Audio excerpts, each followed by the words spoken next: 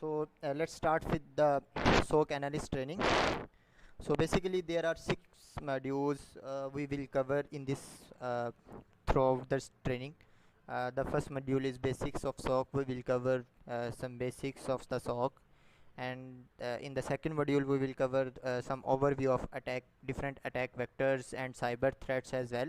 So also we will do some hands-on practice on those attacks and as well. So I will basically assigning you some assignments regarding those attacks, and you will be performing those attacks to get hands on those attacks and to understand what those attacks basically work. So in the third module we will discuss about the log management. In the fourth module we will discuss incident handling with different sim tools. Probably we will be using Splunk as well as the ELK sim. So in the fifth module we will be discussing what are the different OSI platforms and the threat intel platforms, and at the end of the sixth module we will discuss about the incident response. What are the incident response phases and process of incident response. Okay, so starting from the module 1, basics of the SOC.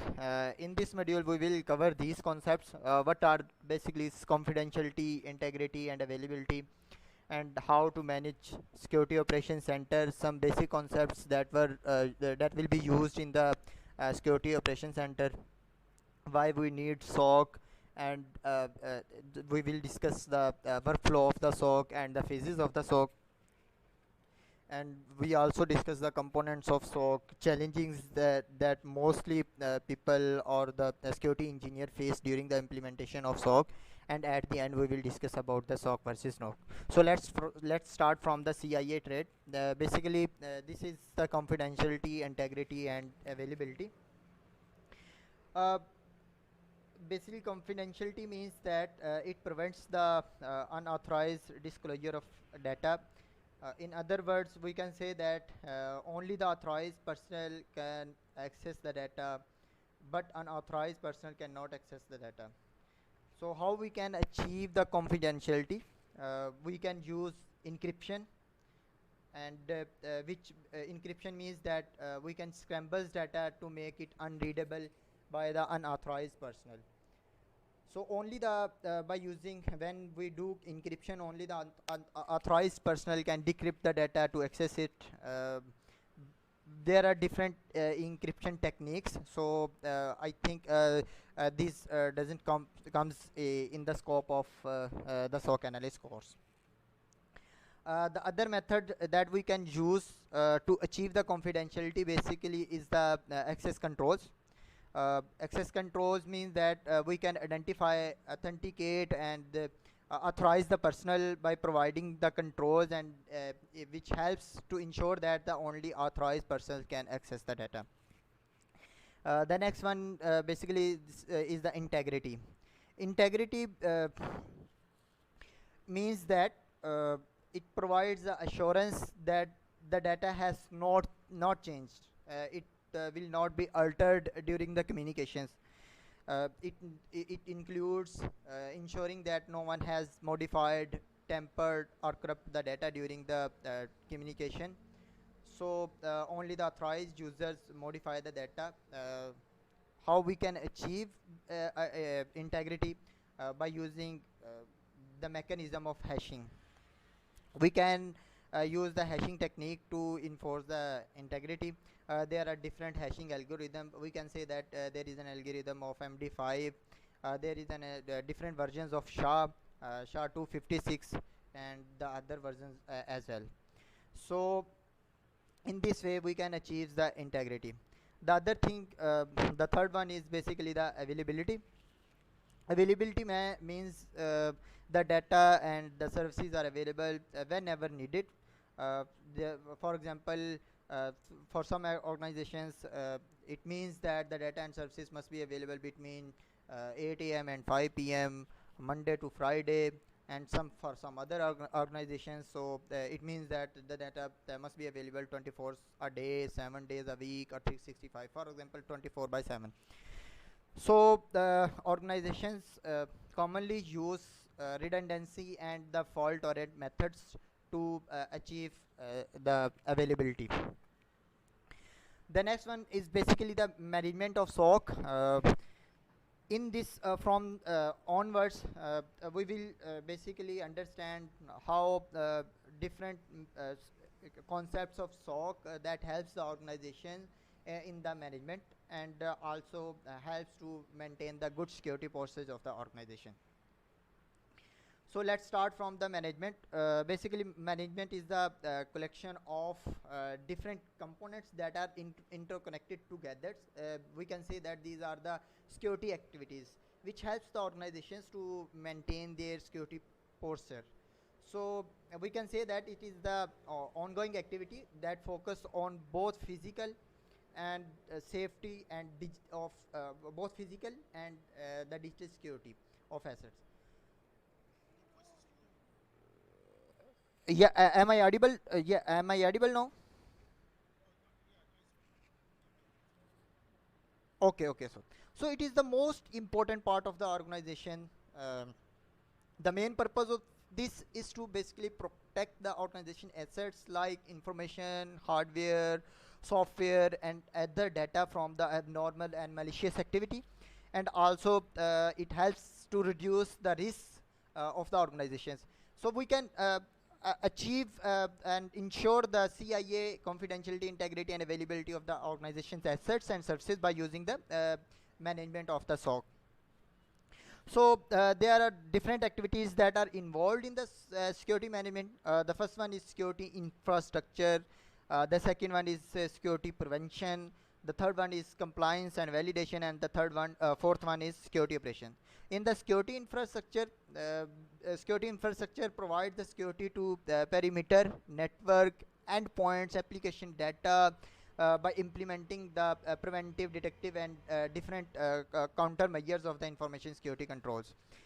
In the security prevention, basically these are the services like vulnerability assessment, vulnerability management, penetration testing to ensure the network and to ensure the vulnerability against the networks and their different threats. So we can only like scan, test, and also we can identify the different types of threats across the internal as well as the external network, and also we can remediate and reduce their risks. So in compliance and validation, there are different compliance and compliance like ISO 27001. That is basically we can basically achieve the different governance risks and compliance that help the organizations to continue its business activity without any risk. So in the security operation, basically we can say that this is the security operation center in which we perform monitoring, real-time monitoring of different alerts, and we do threat analysis, and we correlate different events, and also we reporting to the incident to the higher management, and also detect them and respond them accordingly. Basically this is an overview of security operation center. How we there are different devices, and there are different phases in the security operation center. uh, we can handle and these devices and these basically log sources we can handle with the help of security operation center. We can say that it is the centralized unit that continuously monitor, manage, and analyze the ongoing activity on the organization's information systems such as network, servers, endpoints, databases, applications, and websites. Its main goal is to maintain the continuity of the organization by determining, preventing, detecting, and responding to the intrusion events before they affect the business. So we can refer as security defense center, security analytics center, cyber security network operations center, threat defense center, and other things. So in security operations center, we basically gather different types of data like logs from the IDS, IPS, firewalls, endpoint devices, network flows. Flows means that it is the basically live communication. So whenever we do any activity, it records the events in the logs, and whenever we do the live communications, we can say that it is the flows.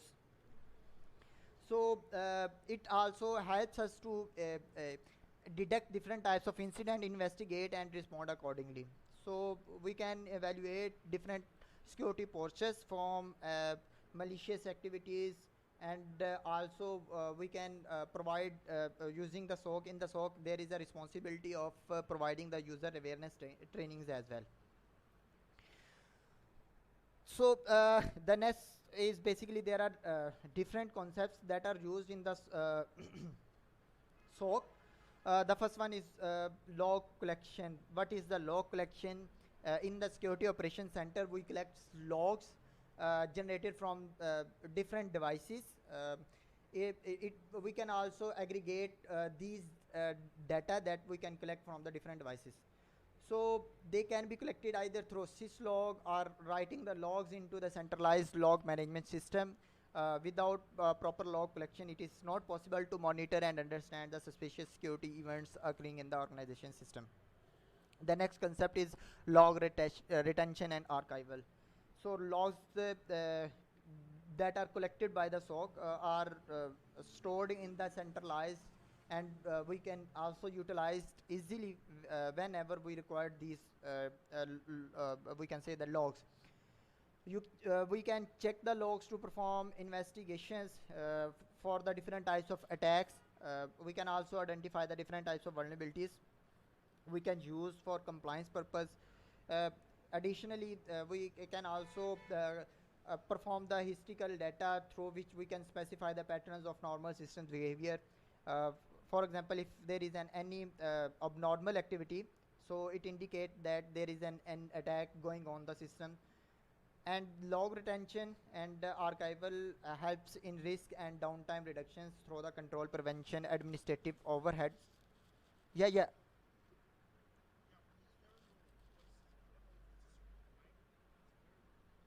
No, it's okay. No, it's okay. Okay. The next, yeah, the next concept is basically about the log analysis. When we after collecting and like when we structure different types of logs data from the different devices, so it gets analyzed to identify the abnormal activities. Logs can be analyzed so that different SOC technologies to extract the important informations like relevant metrics from the raw data. It enables you to analyze, solve various issues and in the organization systems and networks. It also facilitates you to understand the behavior of the end users. Additionally, it also allows us to perform the investigation and respond effectively to the security breaches and the incidents. The next concept is basically monitoring of security events. Whenever we receive log to the any central management system, we can say that the technology which is same, so we can perform log analysis on those data. The next one is correlation. A correlation means that it provides us the ability to correlate and contextualize events automatically from various sources. It depends upon the set of predefined correlation rules. If the correlation rules are correctly implemented, it reduces the rate of false positive incident. So there are different types. We can say that there is a true positive, there is a false positive. So true positive means that there is an incident and we need to perform any action against those incident. There is a false positive, which means that we need to tune that rule that is a trigger against the data. So event correlation also helps us to reduce the downtime, threat control, prevention, minimizing administrative overhead, and much more things. So the next one is incident handling. We can also say that this is the incident management, which is the process of taking action against the reported security incident. It helps us utilizing the SOC resources in an efficient manner so that all the reported incidents can be handled properly. Here we basically prioritize the incident as according to the rules and objectives. So it helps us in minimizing the risk, downtime, and also helps us in controlling and preventing the threats. The next concept is basically the vulnerability assessment or vulnerability management. So in this, we basically assess our security organization's security posture, and then we identify the different find of vulnerabilities that are exist in our system or in our network. So the next concept is the malware analysis is also a different field, but we can say that this comes under the SOC. So it represents the different types of malicious programs such as virus, worm, Trojan horse, rootkits, and backdoor. So malware analysis also refers to the process of analyzing and determining the purpose, functionalities, and different effects of the malicious. We can say that the process are binary based on the information that we are collecting on our SIM. The security analyst basically create the appropriate detections techniques for the malicious code, and we can also write down our own rules according to the analyze the malicious binary. So the next one is device management. It helps us to manage and optimizing the security tools and technologies infrastructures. The last one is reporting. Whenever we do all the activities in the SOC, so at the end we create a proper report and then forward it to the higher management. So this slides helps us to basically understand why we need SOC, and basically the main purpose of SOC is to identify different suspicious activities proactively. Different organizations use various security measures such as the detections, prevention systems, firewalls, we can email gateways. The different organizations also use the URL filtering and different types of antivirus to protect the organization's network from the threats. However, in the recent days, these security measures provide the insufficient to provide the enough security, has the attackers and the inventing new trends. Attackers are continuously basically inventing the new trends and techniques to dig into the networks by evading such security controls. So we need for this we need the security operation centers to keep the security parameter always updated regarding the new and developing threats and vulnerabilities. So for this, to identify the different threats and the vulnerability, for this we perform the vulnerability management. We basically perform the log management that facilitates in the forensic at the time of security breach. We evaluate the policies and procedures that is required for the different business operations. We can also basically track the organization data that has the appropriate internal controls and the process to provide the proper services to the clients. So after at the end we are basically responding to the different types of attacks and the cyber threats. So these are the limited of advantage of the SOCs. There are basically couple of the advantage of SOCs, so we can learn about them. So these are the some of them that are most important and advantages of the SOC. So these are the basically we can say that SOC phases, or we can also say that these are the SOC workflow. There are different phases of in the SOC. We basically collect in the first phase of the SOCs. The log data are collected from the various devices on the network, and it sends these data to the SIEM. The next one is we ingest data, threat data, flow, and other data along with the log data are ingested in the SIEM for the event correlations, collect and identifications, and to identify the anomalous activities. And in the third phase, we basically validate the incident. Basically in this phase, the SOC analyst look for the indicator of compromise, indicate IOAs, IOCs, and then triage the alerts and validate the incidents. In the fourth phase, basically we validate the after when we validated the incident, then these are escalated to the response team through the ticketing system. So every organization has the ticketing system on which we raise the ticket and escalate the issues to the proper team, to the we can say that to the respective team. Whenever the incident is escalated to the incident response team, so incident response team basically reviews the incident and perform the incident response activities on that incident, and then that incident is documented for the business purpose and for the lesson learned. Basically there are incident response phases, so lesson learned and these things we will discuss in those phases. I think that is the last module of the SOC training. So there are different components that are involved in the SOC. uh, it requires in the SOC we need different types of cooperations and communications among different people, processes and technologies to collect, sort, investigate the security events. People are the security talent who are responsible for executing the functions. They may be the security operators.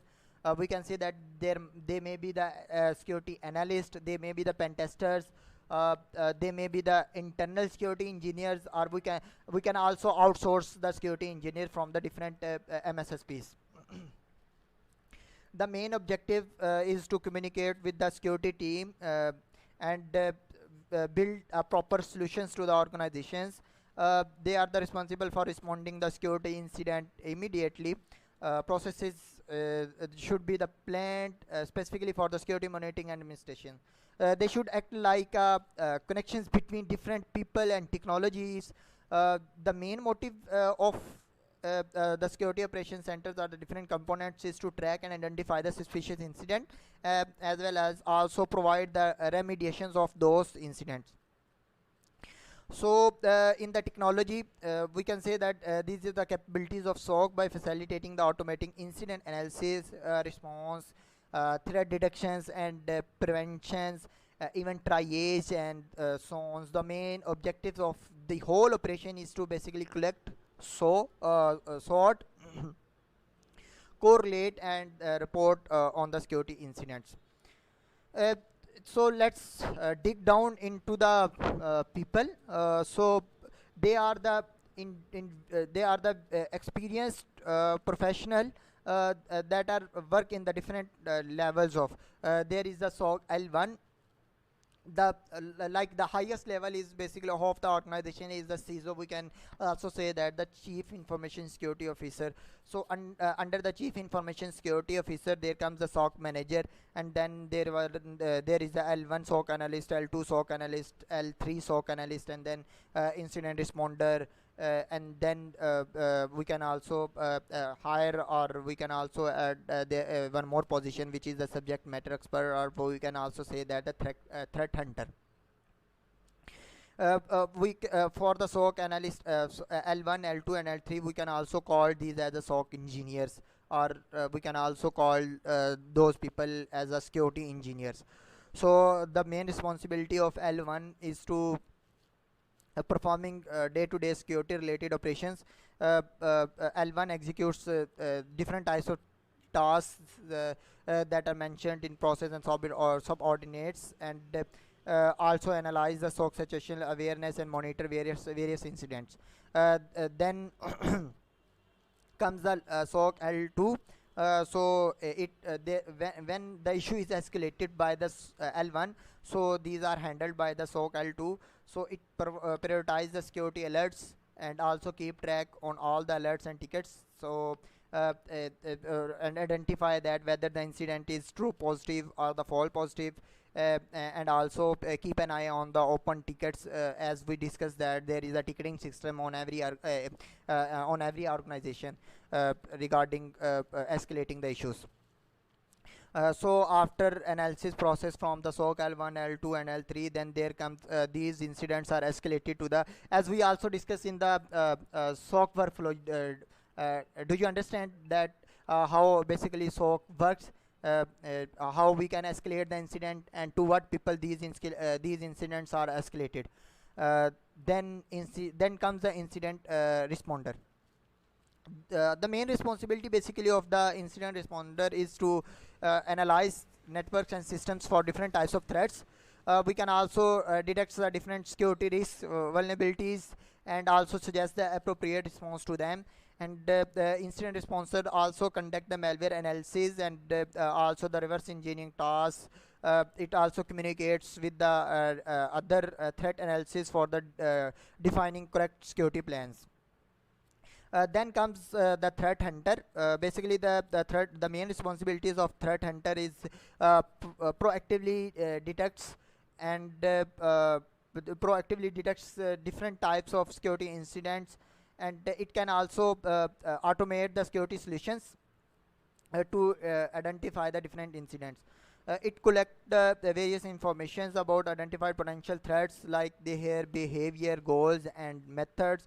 It analyzes the collected informations and provides the appropriate countermeasures. It also basically do R&D on different types of APT groups, how basically they use different types of techniques, tactics, techniques, and procedures. There is a TTPs. So then comes the SOC managers. So the main responsibilities of SOC manager is to track different activities of security operations, and it also handles different types of compliance and regulatory.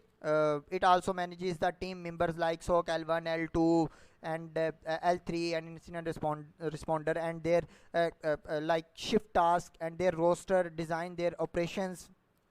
It evaluates and implements the new tools and technologies, and also keep track on security tools and technologies. Then the highest level is the CISO. Basically this is the most important person in the organization, Chief Information Security Officer. It designed different types of security policies, procedures, so that the proper protection measures comes in the organizations, in the networks of the organization. It also keep track of testing, deployment, and security hardware and tools. It communicate with higher level management, that which is the CIO, CTO, and also discuss about different types of security issues. Also discuss the risk management, and also handles the compliance activities. So these are the basically people that comes in the SOC. So in the technology, there are different types of technologies that are used.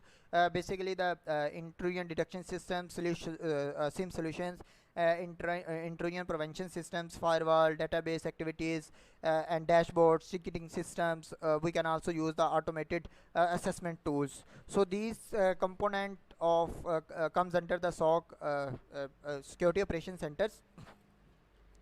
The main capabilities is to monitor the system logs, detection the security incident, performing investigation, analyzing network traffic, and monitoring threat intelligence inputs. It also supports and increase the capabilities of SOC. So the technology is used in the SOC can also be used in the efficient manner to secure the systems and the networks. So there are different technologies that we can use in the security operations center. Then comes the process. The most important part is the process in the security operations center. Uh, they should not only be the present, but also be the we can also mature this process. uh, the right team in the security operations center will perform the right tasks through the well-defined process. They basically likely to interfaces that are used by the different functional parts of the SOC to perform the seamless and effective operations. uh, a good processes helps the SOC to perform in manageable and quantifiable manners. So in the absence of well-defined processes and procedures, SOC has to depend upon the knowledge of individuals. uh, Basically the processes involved, the business process, technology process, operational process, analytical process. So these are the components of the SOCs. So there are different challenges that different SOC faced during the implementation of the SOC. These challenges basically are increasing uh, the volume of the security alerts.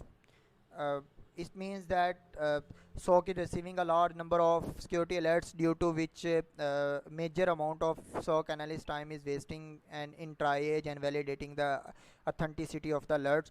So it consumes a lot of time of the SOC analyst, and a SOC analyst may miss the true positive alerts as well, if there are more alerts than the actual one. The next one is basically management of different security tools. Security operations center using wide range of security tools, which can be difficult to monitor and manage for the SOC analyst. So it would be great to have a central data source and a single platform to collect the data generated from the multiple sources. So it gives us the overview of the security environment and facilitates us to analyze and manage the security operations properly.